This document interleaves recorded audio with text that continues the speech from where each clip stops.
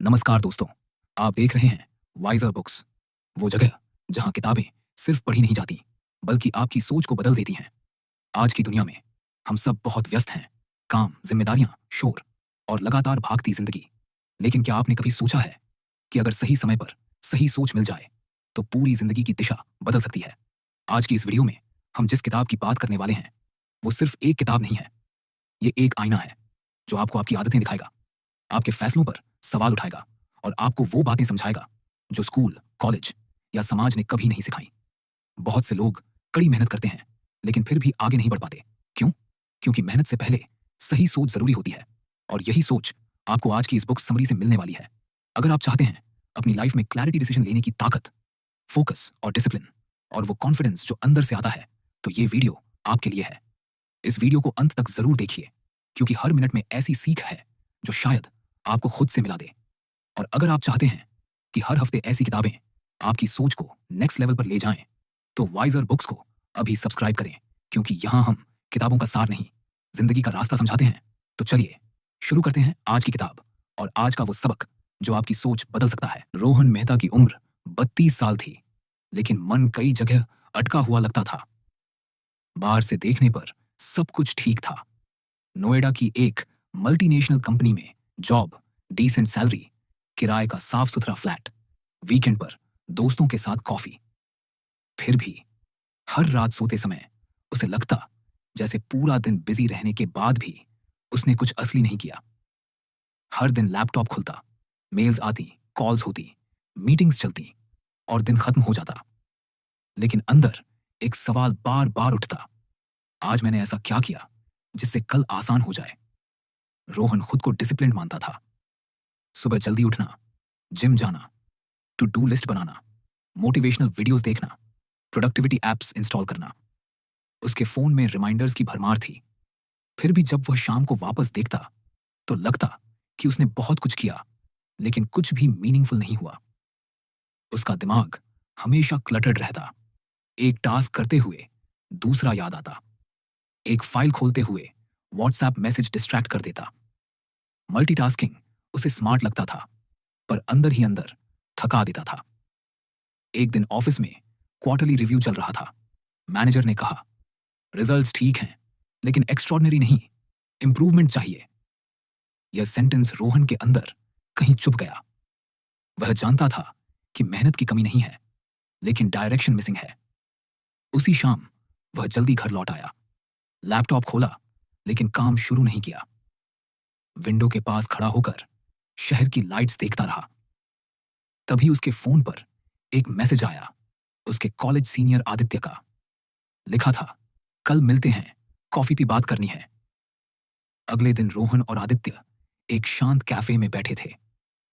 आदित्य अब स्टार्टअप चला रहा था, शांत, कॉन्फिडेंट और ग्राउंडेड। रोहन ने बिना ज्यादा सोचे अपनी फ्रस्ट्रेशन निकाल दी, काम, स्ट्रेस, कंफ्यूजन, सब कुछ। आदित्य चुपचाप सुनता रहा, बीच में कोई एडवाइस नहीं दी। जब रोहन बोलकर थक गया, तो आदित्य ने एक सिंपल सा सवाल पूछा, अगर तुम्हें सिर्फ एक ही काम करना हो जो सबसे ज्यादा इंपैक्ट करे, तो वो क्या होगा? रोहन चुप हो गया। यह सवाल सिंपल था, लेकिन अनकंफर्टेबल। उसने कहा, पता नहीं, सब कुछ इंपॉर्टेंट लगता है। आदित्य मुस्कुराया, यही प्रॉब्लम है, जब सब कुछ इंपॉर्टेंट हो जाता है, तब कुछ भी इंपॉर्टेंट नहीं रहता। उसने आगे कहा, तुम बिजी हो, फोकस नहीं, बैलेंस के चक्कर में डायरेक्शन खो दी है। उस दिन रोहन ज्यादा बहस नहीं कर पाया। घर आकर वह देर तक उस सवाल के बारे में सोचता रहा। अगर सिर्फ एक काम। उसने डायरी निकाली और पहली बार लंबी लिस्ट नहीं बनाई, सिर्फ एक सवाल लिखा, आज का वो काम क्या है जिससे बाकी सब इजी हो जाए। शुरू में दिमाग रेजिस्ट करता रहा, आदत थी सब कुछ लिखने की, लेकिन उसने खुद को रोका। अगले दिन ऑफिस में उसने एक्सपेरिमेंट करने का फैसला किया। उसने कैलेंडर खोला और पहली बार सिर्फ 2 घंटे ब्लॉक किए। No meeting, no calls, no messages, phone silent पर। ब्राउजर में सिर्फ एक टैब खुला। वह टास्क था एक पेंडिंग स्ट्रैटेजी डॉक्यूमेंट जो पिछले 2 हफ्तों से टल रहा था। शुरुआत में बेचैनी हुई, बार बार फोन उठाने का मन किया, मेल चेक करने की अर्ज आई, लेकिन उसने खुद से कहा, सिर्फ यही, 2 घंटे। 2 घंटे बाद जब उसने फाइल सेव की तो एक अजीब सी क्लैरिटी महसूस हुई। ऐसा नहीं था कि पूरा काम खत्म हो गया, लेकिन डायरेक्शन क्लियर थी। उस दिन बाकी काम आसान लगने लगे। स्ट्रेस थोड़ा कम हुआ। शाम को घर लौटते समय उसने महसूस किया कि दिमाग हल्का है। अगले कुछ दिनों में उसने एक पैटर्न नोटिस किया। जब वह सुबह सबसे इंपॉर्टेंट काम पहले करता तो दिन अलग फ्लो में चलता। मीटिंग्स छोटी लगती, डिस्ट्रैक्शंस कम असर करते।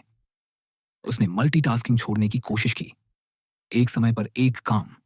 शुरू में प्रोडक्टिविटी कम लगती, लेकिन रिजल्ट्स बेहतर थे। एक शुक्रवार को बॉस ने उसे बुलाया। स्ट्रैटेजी डॉक्यूमेंट पर डिस्कशन हुआ। बॉस ने कहा, this is clear, finally direction दिख रही है। यह सुनकर रोहन को एहसास हुआ कि क्लैरिटी कितनी पावरफुल है। वह ज्यादा मेहनत नहीं कर रहा था, बस सही जगह एनर्जी लगा रहा था। धीरे धीरे उसने अपनी लाइफ में भी यह प्रिंसिपल अप्लाई करना शुरू किया। वीकेंड पर वह 10 प्लान्स बनाने की बजाय एक चीज चुनता। कभी लॉन्ग वॉक, कभी किताब पढ़ना, कभी पेरेंट्स से लंबी कॉल। पहले वह सब कुछ फिट करने की कोशिश करता था और कुछ एंजॉय नहीं कर पाता था। अब एक चीज पूरी अटेंशन के साथ करता और सेटिस्फैक्शन मिलता। एक शाम जिम में उसकी मुलाकात नेहा से हुई। कैजुअल बातचीत में उसने कहा कि वह भी ओवरवेल्म्ड फील करती है। काम, फैमिली, एक्सपेक्टेशंस। रोहन ने उसे वही सवाल पूछा जो आदित्य ने उससे पूछा था। नेहा थोड़ी देर सोचती रही, फिर बोली, शायद मैं खुद के लिए टाइम ही नहीं निकालती। उस दिन रोहन को समझ आया कि फोकस सिर्फ काम के लिए नहीं, जिंदगी के लिए भी है। उसने अपने फोन से कई ऐप्स डिलीट कर दिए, नोटिफिकेशंस ऑफ। शुरुआत में डर लगा कि कहीं कुछ मिस ना हो जाए, लेकिन कुछ मिस नहीं हुआ। उल्टा उसने पाया कि इंपॉर्टेंट चीजें खुद रास्ता बना लेती हैं। अनइम्पॉर्टेंट शोर अपने आप गायब हो जाता है। एक रविवार को वह अपने कमरे की सफाई कर रहा था। पुराने पेपर्स, नोटबुक, रैंडम नोट्स, हर जगह अधूरे आइडियाज। उसने सब एक बॉक्स में डाला और कपबोर्ड में रख दिया। डेस्क पर सिर्फ लैपटॉप, नोटबुक और पेन छोड़ा। फिजिकल स्पेस साफ हुआ तो मेंटल स्पेस भी साफ लगी। अब वह हर सुबह एक रूटीन फॉलो करता। कॉफी, क्वाइट बैठना, वही सवाल, आज का वन थिंग। कभी कभी जवाब क्लियर होता, कभी स्ट्रगल होती, लेकिन उसने एक बात सीख ली थी, क्लैरिटी से पहले पेशेंस चाहिए। एक दिन अचानक कंपनी में रीस्ट्रक्चरिंग की खबर आई। टीम्स मर्ज हो रही थी, अनसर्टेनिटी बढ़ गई, कॉलीग्स पैनिक कर रहे थे। रोहन भी नर्वस था, लेकिन उसने खुद से वही सवाल पूछा, इस सिचुएशन में वो एक काम क्या है जो सबसे ज्यादा कंट्रोल में है? जवाब था, अपना बेस्ट आउटपुट देना। उसने रूमर्स में टाइम वेस्ट नहीं किया, फोकस बनाए रखा। कुछ हफ्तों बाद रिजल्ट्स आए। उसकी रोल सिक्योर रही और रिस्पॉन्सिबिलिटी बढ़ी। बॉस ने कहा, तुम प्रेशर में क्लियर रहते हो। रोहन को समझ आया कि फोकस स्ट्रेस को कम करता है। स्ट्रेस वर्कलोड से नहीं, कंफ्यूजन से आता है। उस रात बालकनी में खड़े होकर उसने सिटी लाइट्स देखी। उसे लगा कि जिंदगी पहले जैसी ही है, लेकिन देखने का नजरिया बदल गया है। अब वह हर अपॉर्चुनिटी पर यस नहीं कहता। कुछ इनविटेशंस पोलाइटली डिक्लाइन करता, कुछ प्रोजेक्ट्स छोड़ देता। पहले गिल्ट होता था, अब क्लैरिटी है। उसने आदित्य को मैसेज किया, that one question change things. Aditya ने रिप्लाई किया, यह सिर्फ शुरुआत है, डोमिनो अभी गिरा है। रोहन को समझ आ गया कि यह कोई मैजिक ट्रिक नहीं है, यह एक स्किल है, रोज प्रैक्टिस करने वाली। फोकस कोई इंस्पिरेशन नहीं, डिसीजन है, और हर डिसीजन फ्यूचर को आसान बनाता है।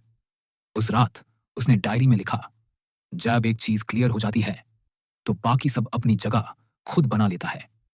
उसे नहीं पता था आगे क्या होगा, लेकिन पहली बार डायरेक्शन महसूस हो रही थी। और शायद यही शुरुआत थी उस जर्नी की, जहां एक्स्ट्रॉर्डिनरी रिजल्ट्स किसी अचानक बदलाव से नहीं, बल्कि रोज चुनी गई एक सही चीज से बनते हैं। रोहन के लिए फोकस अब कोई कॉन्सेप्ट नहीं रहा था, वह रोज की आदत बन चुका था।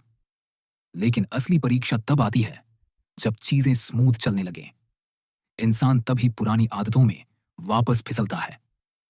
रोहन के साथ भी यही होने लगा। प्रमोशन के बाद जिम्मेदारियां बढ़ीं, कॉल ज्यादा, मीटिंग्स लंबी, एक्सपेक्टेशंस ऊंची। लोग उसे हर डिसीजन में इन्वॉल्व करना चाहते थे।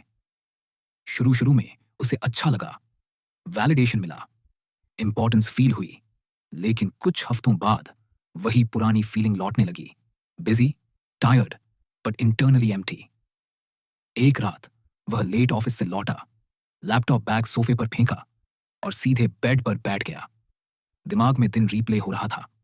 उसने कई डिसीजंस लिए, कई लोगों से बात की, लेकिन वह स्ट्रैटेजी डॉक्यूमेंट जिस पर उसे काम करना था, वह फिर पीछे छूट गया।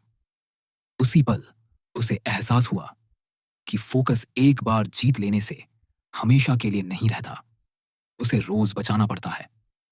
अगली सुबह उसने कुछ अलग किया। उसने कैलेंडर देखा और ब्रूटली ऑनेस्ट हुआ।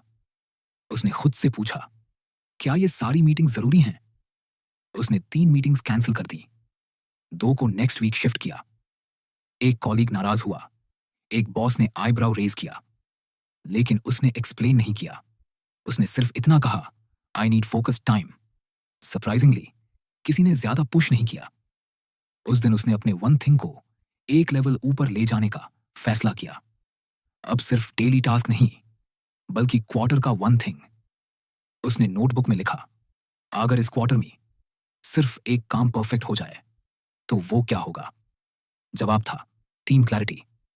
उसके नीचे काम करने वाले लोग कंफ्यूज्ड थे, रोल्स ओवरलैप हो रहे थे, एनर्जी वेस्ट हो रही थी। उसने एक सिंपल एक्सरसाइज की, टीम को बुलाया और एक व्हाइट बोर्ड पर सिर्फ एक सवाल लिखा, इस क्वार्टर का एक गोल क्या है जो सबको क्लियर हो जाना चाहिए। शुरुआत में साइलेंस रहा, लोग इधर उधर की बातें करने लगे। उसने सबको रोका, कहा, एक ही जवाब चाहिए। आधे घंटे बाद एक लाइन बनी, क्लियर, सिंपल और मेजरेबल। उस मीटिंग के बाद एनवायरनमेंट बदलने लगा। People stopped asking unnecessary questions, decisions तेज होने लगे। रोहन ने देखा कि क्लैरिटी सिर्फ उसके दिमाग को नहीं, पूरी टीम को लाइट कर रही है। इसी बीच उसकी पर्सनल लाइफ में भी बदलाव आ रहा था। नेहा अब उसकी क्लोज फ्रेंड बन चुकी थी। एक शाम वॉक करते हुए नेहा ने कहा, तुम पहले से अलग लगते हो, पहले बात करते वक्त भी तुम कहीं और रहते थे। रोहन मुस्कुराया। उसने महसूस किया कि फोकस सिर्फ काम नहीं, प्रेजेंस भी सिखाता है। एक वीकेंड नेहा ने उसे ट्रैकिंग का प्लान बताया। पहले रोहन हेजिटेशन करता, उसे लगता वीकेंड प्रोडक्टिव होना चाहिए। लेकिन अब उसने अपने वन थिंग को रीडिफाइन किया। इस वीक का वन थिंग था रिचार्ज। उसने फोन साइलेंट किया और पहाड़ों की तरफ निकल गया। पहाड़ों में समय धीमा था, नो नोटिफिकेशंस, नो रश। एक सुबह सूरज निकलते समय उसने महसूस किया कि दिमाग शांत है, थॉट्स क्लियर हैं। उसे समझ आया कि फोकस का मतलब हर समय काम नहीं, बल्कि सही समय पर सही चीज। ऑफिस लौटने के बाद प्रेशर फिर बढ़ा। कंपनी को एक बिग क्लाइंट पिच करनी थी। सब लोग पैनिक मोड में थे। रात रात भर काम, स्लाइड्स बदलना, लास्ट मिनट आइडियाज। रोहन ने सब सुना और फिर वही सवाल पूछा, इस पिच का वन थिंग क्या है जो क्लाइंट को याद रहना चाहिए? फिर साइलेंस। धीरे धीरे डिस्कशन डायरेक्शन में आया। स्लाइड्स कम हुई, मैसेज शार्प हुआ। पिच वाले दिन क्लाइंट इंप्रेस्ड था, डील क्लोज हो गई, सेलिब्रेशन हुआ, सब खुश थे। लेकिन रोहन ने खुद को रिमाइंड किया कि रिजल्ट फोकस का बाय प्रोडक्ट है, गोल नहीं। कुछ दिनों बाद आदित्य से फिर मुलाकात हुई। इस बार रोहन ज्यादा बोल नहीं रहा था। आदित्य ने पूछा, अब क्या सीखा? रोहन ने कहा, सबसे मुश्किल पार्ट फोकस लाना नहीं, यूज प्रोटेक्ट करना है। आदित्य हंसा, एग्जैक्टली। रोहन ने अब अपने लाइफ रूल्स लिखे। कोई मोटिवेशनल पोस्टर नहीं, सिंपल लाइंस। एक टाइम पे एक काम, सबको हाँ नहीं, बिजी होना अचीवमेंट नहीं, क्लैरिटी पहले, स्पीड बाद में। एक दिन एचआर ने उसे लीडरशिप वर्कशॉप में बोलने के लिए कहा। स्टेज पर खड़े होकर उसने फैंसी वर्ड्स नहीं बोले। उसने अपनी कंफ्यूजन, मिस्टेक्स, डिस्ट्रैक्शंस की बात की। उसने ऑडियंस से वही सवाल पूछा। हॉल में वही साइलेंस। वर्कशॉप के बाद कई लोग आए और बोले, ये सिंपल लगता है पर टफ है। रोहन ने कहा, टफ इसलिए है क्योंकि हम सिंपल चीज पे भरोसा नहीं करते। मंथ्स बीत गए। करियर स्टडी था, पर्सनल लाइफ बैलेंस्ड। स्ट्रेस पूरी तरह खत्म नहीं हुआ, लेकिन मैनेजेबल था। अब स्ट्रेस सिग्नल बन गया था कि फोकस टूट रहा है। एक रात उसने डायरी खोली। फर्स्ट पेज पर वही सवाल था जो कभी आदित्य ने पूछा था। उसने आखिरी पेज पर लिखा, एक्स्ट्रॉर्डिनरी कोई एक दिन नहीं होता, वो रोज एक डिसीजन होता है। उसने डायरी बंद की और लाइट ऑफ कर दी। शहर की आवाजें वैसी ही थीं, ट्रैफिक, लाइट्स, नॉइज। लेकिन रोहन के अंदर अब शोर कम था। उसे पता था कि फ्यूचर में चैलेंजेस आएंगे, फोकस टूटेगा, डाउट आएगा। लेकिन उसके पास एक टूल था, एक सवाल, एक चीज। और शायद यही वन थिंग था जिसने उसकी जिंदगी में बाकी सब आसान बना दिया। दोस्तों, अगर आप इस कहानी में रोहन को कहीं ना कहीं खुद से जुड़ा हुआ महसूस कर पाए, तो एक बात समझ लीजिए, रोहन कोई सुपर हीरो नहीं था। वह भी हमारी तरह कंफ्यूज्ड था, बिजी था, थका हुआ था। फर्क सिर्फ इतना था कि उसने रुककर एक सवाल खुद से पूछा, और उसी एक सवाल ने उसकी डायरेक्शन बदल दी। अगर वह अपनी बिखरी हुई जिंदगी को दोबारा समझ सकता है, अपने फोकस को वापस पा सकता है, तो हम भी कर सकते हैं। हम सबके अंदर वो एबिलिटी है, बस हम उसे शोर में दबा देते हैं। दोस्तों, जिंदगी को बदलने के लिए 100 चीजें नहीं चाहिए, सिर्फ एक सही चीज पर रोज ईमानदारी से ध्यान देना होता है। आज आप भी खुद से पूछिए, आपकी लाइफ का वन थिंग क्या है? अगर यह कहानी आपको मोटिवेट करती है, तो इस वीडियो को लाइक जरूर कीजिए।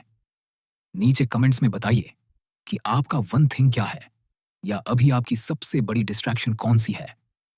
और हाँ दोस्तों, ऐसे ही स्टोरीज और आइडियाज के लिए चैनल को सब्सक्राइब करना मत भूलिए।